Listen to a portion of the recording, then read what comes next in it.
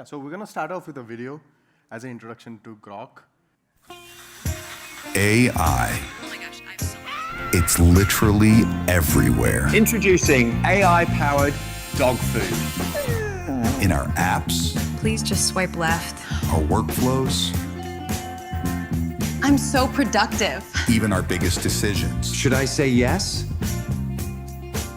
Dude. From healthcare to finance to education, AI is redefining what's possible.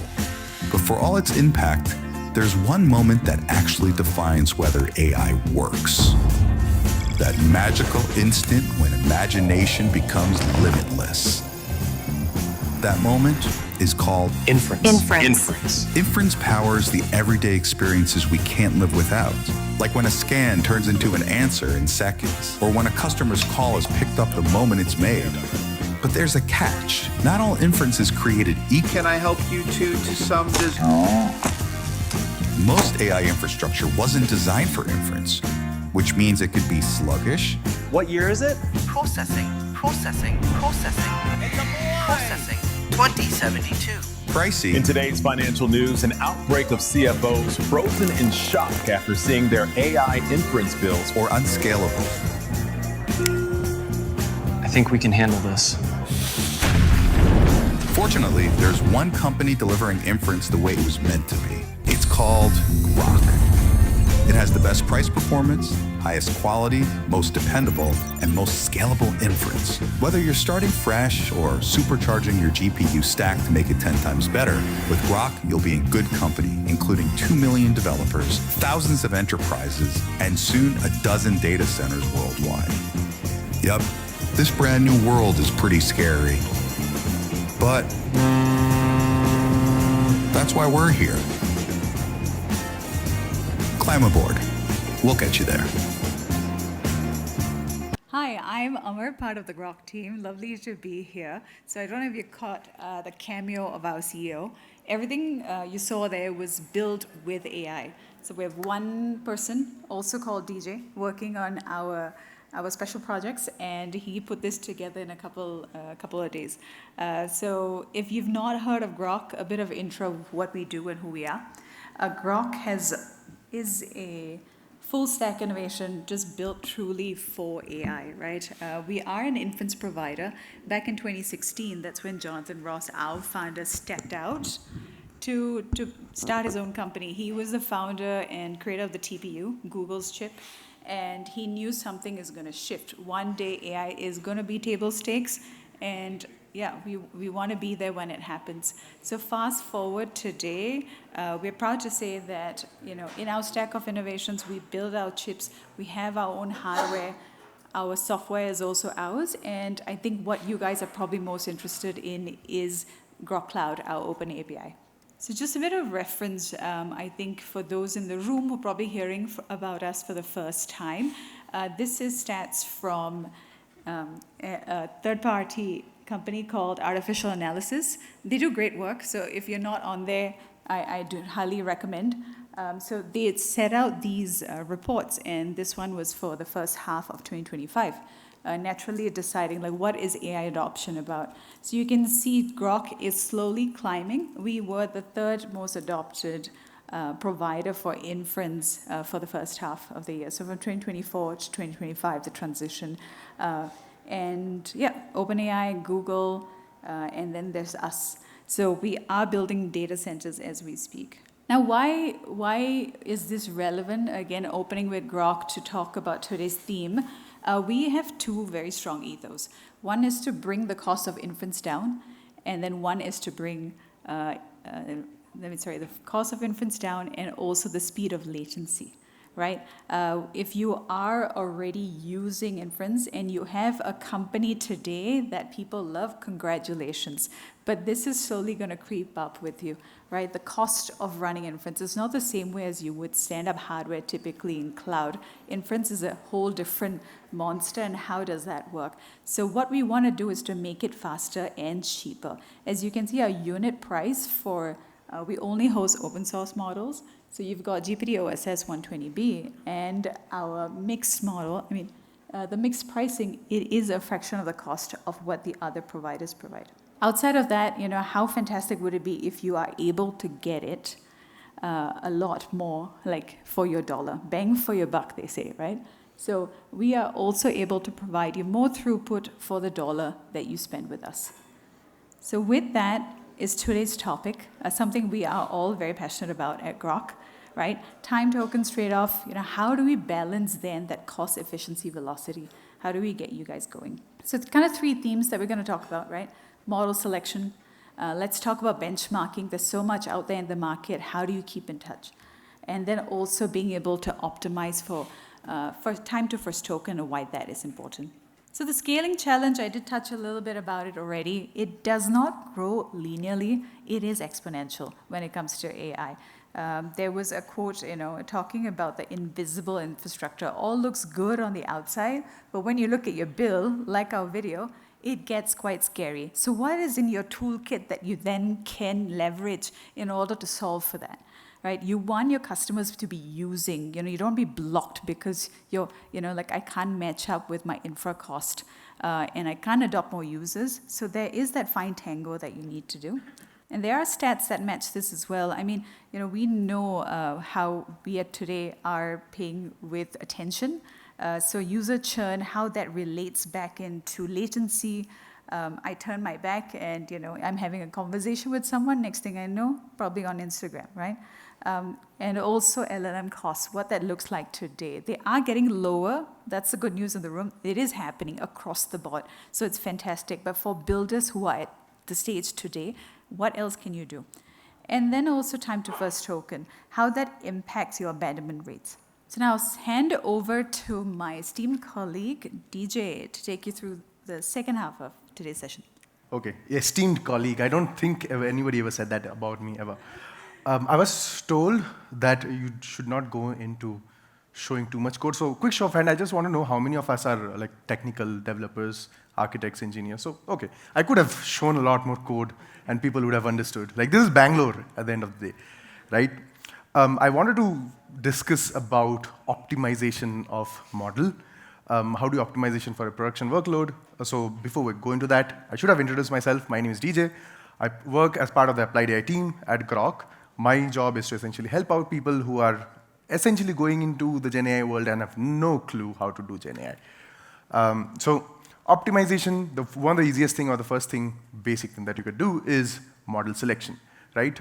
People think about, when they think about Gen AI, they think about, hey, what's the first name that I know? OpenAI. Let's go to OpenAI, get an API key, get started with it, right? And pretty soon, if you saw that video clearly, like one of the problems mentioned is a CFO who's looking at their generative AI bill, and they're like, whoa, right? So it can happen, right? And when you think about optimization, the first one of the basic things that you can do is model selection. Now, as I said, right, model selection could be as simple as going to OpenAI or Anthropic and picking out the model that is the best, right? But it doesn't have to be. When you look at deciding which model to use, instead of that being a singular dimensional workflow or decision, that generally is a three-dimensional or three-variable decision that you have to make, starting with capability. When you think of capability, when you think of a model, right, let's say if you have a use case which is coding, right, and you need to decide that, hey, this model, does it do well in coding? Or maybe you have an agentic workflow. Does this model do well in those kind of use cases?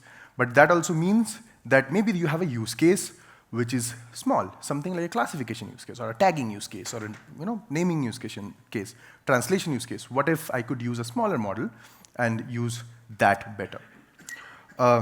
Second thing being performance.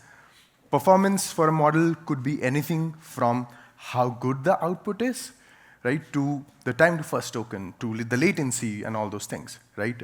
And this is where you start seeing the trade-off that, hey, I have capability on one axis and performance on one axis. I can have a model like GPT-5, which is really, really good, but it will take 10 seconds for it to respond. And if it's let's say, live phone conversation when the other person on the phone is using GPT-5 as an AI agent, they're not going to wait for 10 seconds for you to respond, right? They will for sure drop off. So you need something which you can, balance out trade-off with performance. And then you have, of course, economics, right? You need to figure out the model which is also not bad in performance, good enough in performance, but also have to be cost efficient enough. Okay, quick poll. Raise your hand if you 1 second of delay of on your core AI features costs 10 seconds or more of your users to churn. So have you seen this kind of a behavior that, hey, having a delay can cause user to churn out? Raise your hand if you think that will be true. And raise your hand if you are, and this is really exciting or interesting, is if you see 15% of more of your monthly OpEx going into inference costs.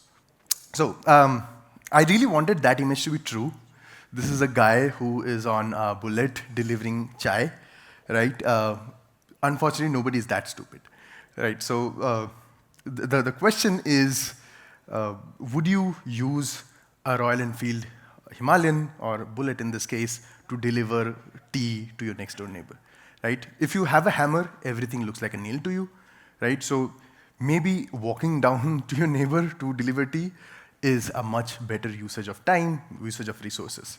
So what most people currently do is figuring out taking that Himalayan to deliver tea, right? So if you take out something from this session, this is something that you should keep back of your mind, is do not use a hammer everywhere, right? What we generally propose when we are working with a company who are trying to build out their AI strategy in Gen AI is something of a bento box, right?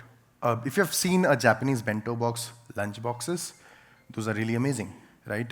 You do not have one. So I remember back when I was in school, I would have one lunch box with roti and some sabzi, where Japanese bento box, they have small partitions which each create separations and between each pieces of food items, right?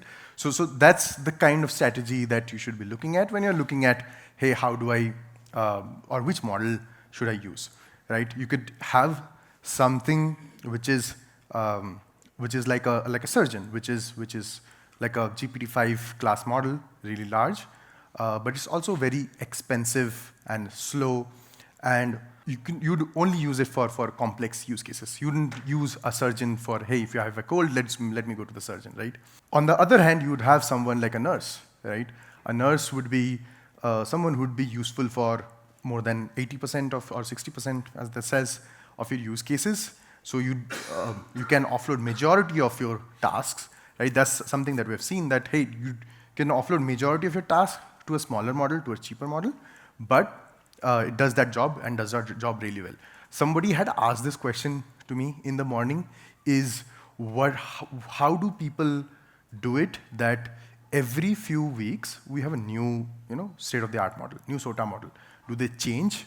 So my answer to that is, if you have a use case and if you have a model which is doing really well on that use case, right? So why dig a hole for yourself? When you don't have a problem, why go solve for it, right? So majority of the cases, just because you have a new model doesn't mean, or new state-of-the-art model, doesn't mean you have to change, you have to do all those prompt changes, you have to do all those tool calling changes and do all those things to make it work, right? In majority of the cases, if let's say if it's a voice calling usage, or let's say an internal automation usage or use case, if a model already works, the general thesis is you should always continue with doing that, right? You should not, go for a new model if it doesn't. You have to look at the value that derive out of it when the new model comes out.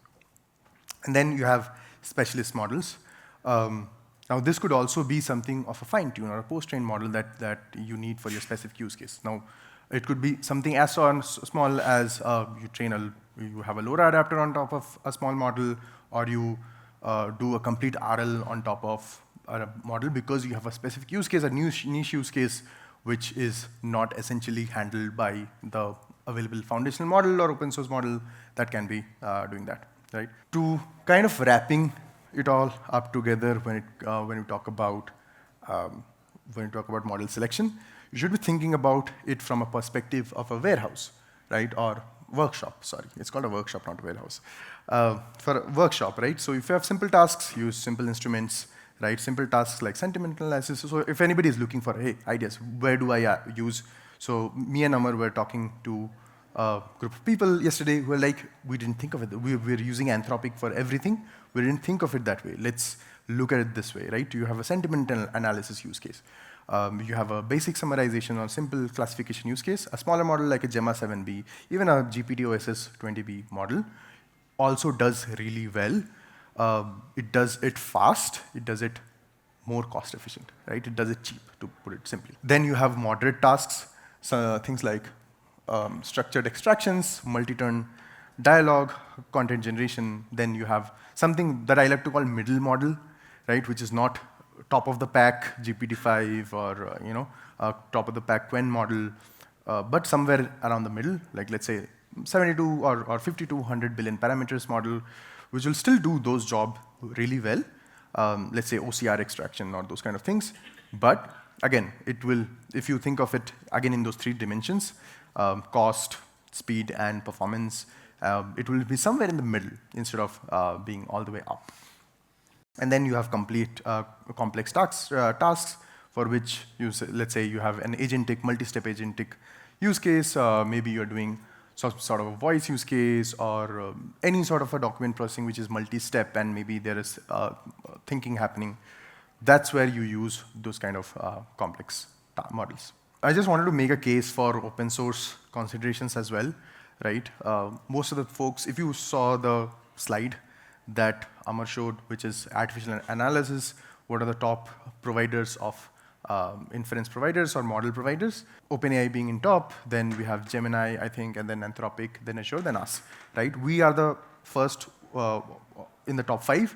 We're the only one in top 5 who host open source models, right? So people generally go for closed source foundational models, right? I just wanted to make a case for, hey, why should you use open source model? First, customization, right? You can take a small model and customize it for your use case, and it will run faster at the same kind of performance as a larger model can do, right? Then ownership. Ownership is beautiful. Like whenever I talk about open source model, this is something that you have always to understand that even if your model provider is OpenAI, they tend to go down, right? If you go to Anthropic's status page, there are a lot of reds, right? So you're not essentially responsible for making sure that model stays up. When you are owning your own model or owning your own deployment, you can at least make sure that, hey, I am responsible for my own future or whatever happens to my application. And then cost control, right? Predictable economics at scale, no surprising pricing change or rate limits. Rate limits is an important, very important point of discussion when it comes to open source as well, right? If you go to Anthropic's Twitter page or X page now, or OpenAI's YouTube page, all the comments, 90% of them are, can I get more rate limits? Can I get more rate limits? That's the problem that every one of us who are building something with those GenAI APIs are facing is, hey, you get started with something, you get some rate limits, some free credits, and as soon as you get started, you scales to, let's say, 10, 20, 30, 40, 50 users. All of a sudden, you start hitting rate limits, and nobody can use the app, right? Then you have to go talk to Anthropic, talk to OpenAI, even talk to us if you're hitting rate limits, that, hey, we do not have enough capacity, can you give us capacity, right? Whenever people, this is a side note, whenever people come to Groq, they come to us for speed, right? Just because we are faster than anyone else. But the very next question that they ask is, can I get more capacity, right? When they build an AI app or Gen AI app focused on LLMs, they do not foresee how much tokens or how much capacity they would need, right? Pretty soon what happens is you thought that, hey, per person, per usage, I need like 5,000 tokens. If there are 10,000 people using it, I need X amount of tokens. All of a sudden you realize that, oh, I didn't calculate this bit, right? And that shoots through the roof very soon. Going back to how you should be doing model selection, right? The way I always propose to anyone who's starting is, instead of starting big, start small first, right? Deploy something super small, right? If you cannot deploy, there are, even OpenAI has smaller models, right? GPT-5, there's a mini version. We have tons of smaller models. Anthropic has smaller models. So try with smaller models. then figure out your eval, right? A lot of folks who are building today, we do not look into our evals. Evals are really, really important, right? Build your evals that, hey, this is the performance, this is the output that I need from it, right? And then you go from there, right? So start with the cheapest, then move to the next step when it needs to be, right? You need to have a scoring pattern or some sort of a evaluation pattern by which you look at, okay, my performance is not well, let's look at what else can I do, and tracking over time. Monitoring is really, really important. Like I need to track when it comes to my AI application that it's doing what it's supposed to do. It's not consuming more than it should be, and those kind of things. So I build a small vibe coded through this. So best part about Bangalore is the traffic. So while you're in traffic, you can sit in the cab and work. And that also means that now you can vibe code an application while on your way to a conference, which you didn't do the last night because you're, you know. So model selection, I wanted to show you 3 simple use cases, right, where you should be using what model, right? So as I was discussing, so let's say a simple use case, which is like a classification use case. Now you have a smaller model like Llama 8B instance deployed on Groq. You can directly use that. So let's say if you are building e-commerce chatbot, right? And there are stages that you do based on whatever the query is or whatever the message was, right? So you want to classify what the message is. Maybe the message is complement, and you want to, and that could be a router, and you route it to a complementing, agentic route. Based on that, you can provide them some rewards or whatever, right? Or it could be a complaint, it could be an order inquiry. You don't want to use a larger model in that kind of a case, right? So let's say if it's a complaint, the product I received was damaged and not as described, right? So if you send it and it responds back with complaint. Now, if you missed it, it's fairly small model. So it responded in 1400, close to 1500 tokens a second. The problem is there's no baseline. So essentially, it's faster than anything that you could have done, right? So you don't want your chatbot, the first stage of your chatbot where it's doing routing logic, which is essentially a gatekeeping stage. You don't want that to take a lot of time. So you use a smaller model to do those kind of things, right? So if you have, for example, somebody has urgent order issues, right? You want to classify that, and that comes out as urgent, right? So you can do this kind of things. Output is about 2,000 tokens per second, and since this is a small model, the cost is, right? So I mean, this doesn't cost a lot then to do those kind of things, and speed.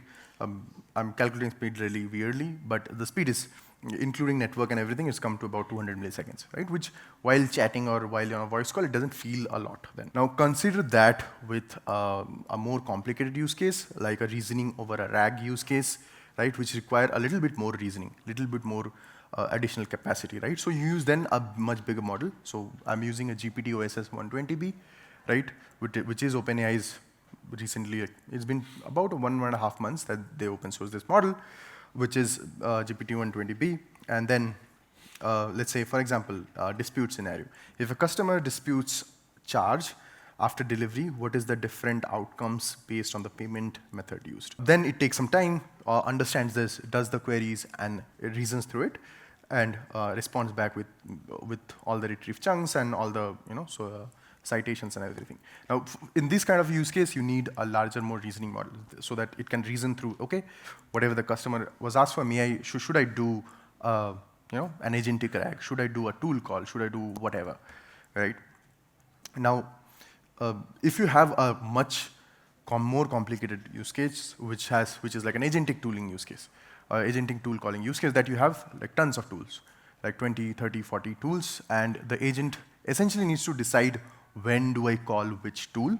That's when you go for a more larger model, right? So when I do this, it's essentially calling multiple tools that, hey, status and refund. Can you give me the status and refund of this? And it calls 2 or 3 tools to get to the order ID, gets the status and refund status, right? So essentially, instead of using one model, I could have used the one large model, which is Kimi K2, a trillion parameter model, to do all of that, right? But if I had done that, that would have taken me 900 milliseconds, whereas in the first case, that took me like 150, 200 milliseconds. So that's where the difference starts showing up. even on the cost front, right? So this is something, but not zero. Evaluation, right? Evals. I will run through this. Evals are very important, right? A lot of good researchers who are working on this, they will always say that evals are my moat and not prompt, not how my architecture is defined, right? Evaluation helps me grow and continue build on top of it, nothing else, right? So why evals matter? If you go to any leaderboard, right, there are tons of leaderboard for GPQA, SWE-bench, tons of them, right? They rarely predict performance for the task that you want to perform, right? If you have a leaderboard for how good of it is in a PhD level physics, that's really nice. I hope that AI physics PhD does very good things, but I'm just an e-commerce company. I do not need physics benchmarks. What I need benchmarks for myself, right? Evals mirror production, right? Real prompts and tools, and not something which is, again, open source or public, right? It's very easy nowadays to get the data that's present in the eval set and train for it, right? That's why everybody is hitting top numbers on evals, but then when you use them for your use cases, and then you find, okay, this is a tiny bit little off. I mean, this no way to put a finger on it where it's off, so people are saying the vibe is off. So yeah, pick winners by business metric, quality, speed, not just accuracy, and then you have to continuously improving on it, right? So you do not start with one eval set, which is like, let's say 50,000 questions, right? This is my request response, 50,000 request response, and I'll start with it, and this will stay static forever. You start small generally, right? You start with 100 questions, or even less possible. You train for it. Okay, so you see that, okay, these are the areas where it's doing well. You can expand on that. You can do, so there are evals which are online, there are evals which are offline, when even your users react to your evals. Those kind of things, you have to continue doing it forever. Building effective evaluation suites, define a success criteria, right? There are plenty of metrics by which you can define how your eval is doing, right? You just define one of them, whatever works for you. Then you curate the data for it and keep going on forever, right? So as I said, eval is not static, it grows with time. Decision gate, capability validation, run core evaluation, set pass threshold, and then binary decision, yes or no. One of the important things with evals is you can do a sliding window that I can do a rating, or I can do yes or no. Yes or no are the easiest way to do evaluations, that, hey, did it pass, did it not pass? I can use an LLM as a judge, I can use human to do evaluation, anything, right? Open bench. So open bench is open script or function or library that we provide, which you can use to do a lot of evaluation. You can use open source evaluation data set to do evals, but you can also create your own eval set, right? It measures quality, speed, cost on your own data, right? So I'll quickly go into the demo. So let's say I run a eval set on GPQA Diamond data set, right? This is nothing but multiple choice question answers which are available on Google, right? So you can run your eval on any model just by using the simple command, right? And a lot of people raise hands that they're technical, so I can go more in depth. I'm setting a limit of 100 because I think there are 5,000 questions and answers in this set. So that would take a longer time. So I just get started with it, and this starts running the eval. So we have running samples that we can look into that, hey, what this eval looks like. Right, so it has run through 30 examples. Let me stop it here itself. Right, so it says evaluation complete, and I can go to here and I can see what my evaluation looked like essentially. Right, so it went through 40 samples.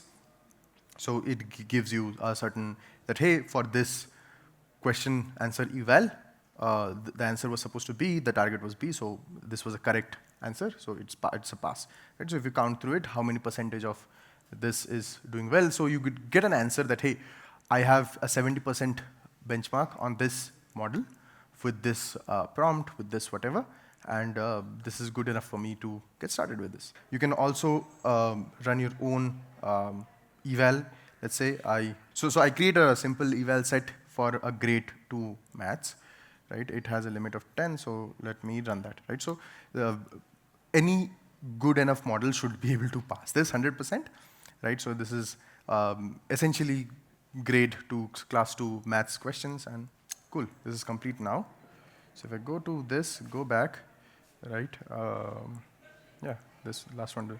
So it got an accuracy of 100%, no error, nothing, right? So it was a simple questions like, what is 73 minus 63, right? Or 12 plus 45, those kind of questions. Now you can build your own eval set, something like this, very similar, based on your use cases, right? So you can have a use case where, what should you do when a customer asks for refund, right? So you can have this kind of questions, you can have answers on response to it, and let your bot decide or answer, and then decide if it's a correct or it is a incorrect response.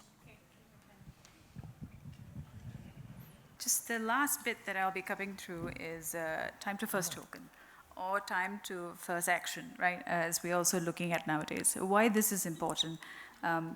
We know we talked about attention, and I think in between DJ and myself, the customers that we've spoken to, a lot of companies are building out for customer success use cases, customer service use cases, and their latency is obviously in getting attention is very, very important. Let's reflect on our own behaviors when it comes to our digital experience. Anything slower than a couple of seconds, we lose you.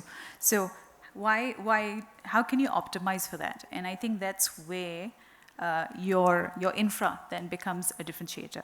So like I talked about it, right, the use cases that we're talking to about a B2C chatbot, some coding assistance, conversational AI, all of this at maybe at 300 milliseconds, you're happy about it. At 1.5, it starts to get awkward, and then 3, you get the drill, right? So that's exactly what we're trying to help you solve for. How do we improve that latency for time to first tokens? You can also then start deploying things like streaming to get attention. I think it's very cool to watch what the UX of these frontier models are doing. I mean, everyone has ChatGPT on their phone, and with learning models and reasoning models, you start to, like, they give you a breakdown of all the actions they're doing. That can be deployed into your own work streams as well. So at Groq, we do want this to be one of our modes as well that makes a difference in the way you go into production, right? So if we look at traditional infrastructure, a Llama 3.3 70B, it takes about around 800 to 2,000 milliseconds to hit your first token. And that might force you to use a less smart model. So then you have to maybe use a 8B model, which has a lower time to first token because the latency is unacceptable. If you flip over to Groq, on both sides, the speed are fantastic. So there's no trade-off then that you have to make. And I think to all the questions that we heard of before, part of the reason we picked these topics for today's session is, it is a fastly changing and fastly moving landscape.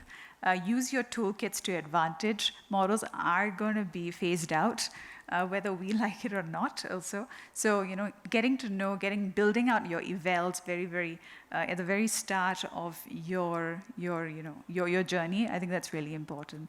So part of it is also like looking at where you can deploy the right model for your use. Very quickly, just thinking about on the same themes, right? So critical task models like key metrics, maybe perhaps to look at your P99. What latency do you want? Maybe it's a sub 100 millisecond. Maybe if you're doing background and batch work, that could be a different metric. So the metric that you can think about there perhaps is more on a cost per task basis, because this is constantly ongoing. It's not revenue touching, but it is a work that is essential but of low value. So that costing gets very important to kind of highlight. And then we can look at perhaps high load kind of fallback. How can we do sort of gracefully degradation? So what we what we've also want to share is our fallback strategy, how you can think about that in place, how you can define these. So this can be a quick fail if your P95 latency can be greater than 2,000 milliseconds. Let's fail this. Let's pull into place a fallback model to kind of test on critical tasks, invocation rates, get some alerting going on. All this can be part of your practice in your playbook also, if you're considering. So we are just about done. Now, demo number 3, we want to, again, make it simple and interactive. I think what we would like to do is maybe an audience volunteer to come up. Here's Project Compare. So you've got GPT OSS 120B. Put in, yeah, come on up. Take one for the team. So throw in any prompt you like, and let's see what the performance is for those who have not tried Groq before.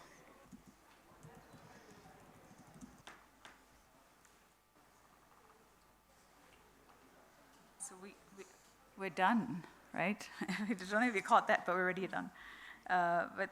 So both are similar models. This one's still thinking. While I'm here, give me an itinerary for Bangalore. Is everyone a Bangalore native, or like me, you've traveled outside for 3 days?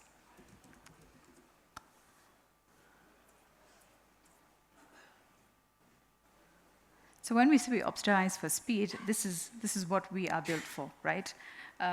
Let's look at the costing as well. So you've got throughput of 477 tokens per second, and on this side, 60 tokens per second.